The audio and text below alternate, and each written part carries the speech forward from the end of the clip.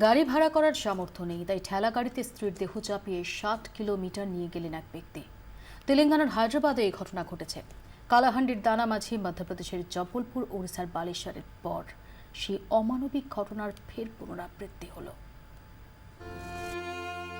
গ্রাম থেকে চলে এসেছেন বহুদিন আগে, কেউ খোঁজ নেয়নি কখনো। সারাটা জীবন কেটেছে হায়দ্রাবাদে ভিক্ষা করে। রামুলু ও তার স্ত্রী কবিতা দুজনেই কুষ্ঠ আক্রান্ত। স্ত্রীর মৃত্যুর পর মেডাক জেলায় নিজের গ্রামে নিয়ে গিয়ে স্ত্রীর অন্ত্যেষ্টি করতে চেয়েছিলেন রামুলু। গাড়িওয়ালারা 5,000 টাকা চান। অত টাকা ছিল না রামুলুর। কি করেন? তাই যে ঠেলায় স্ত্রীকে নিয়ে ভিক্ষা করতেন তাতেই দেহ চাপিয়ে রওনা হন। পরদিন ভোরে পৌঁছন প্রায় 60 কিলোমিটার দূরে বিকারাবাদ জেলার এমআরপি জংশনে।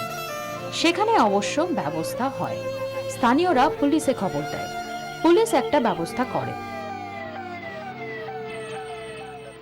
গাড়িওয়ালা বলল 5,000 টাকা। কোথায় পাবো? সবার কাছে হাত পাতলাম, কেউ দিল না। যে ঠেলা নিয়ে ভিক্ষে করি তাতেই নিয়ে রওনা দিলাম। অমানবিকতার মর্মান্তিক নজির এই প্রথম নয়, আগেও ঘটেছে। অগাস্টে টাকার অভাবে স্ত্রীর মৃতদেহ কাঁধে পথে হেঁটেছিলেন কালাহান্ডির দানামাঝি। প্রায় একই ঘটনা মধ্যপ্রদেশের জব্বলপুরে, ওড়িশার বালেশ্বরে। সর্বত্র সেই অমানবিক চিত্র। তবে শেষমেশ রামুলু স্ত্রীকে গ্রামে নিয়ে যেতে পেরেছিলেন, কিন্তু গ্রামে স্ত্রীকে নিয়ে গেলেও আত্মীয় স্বজনের সাহায্য পাননি।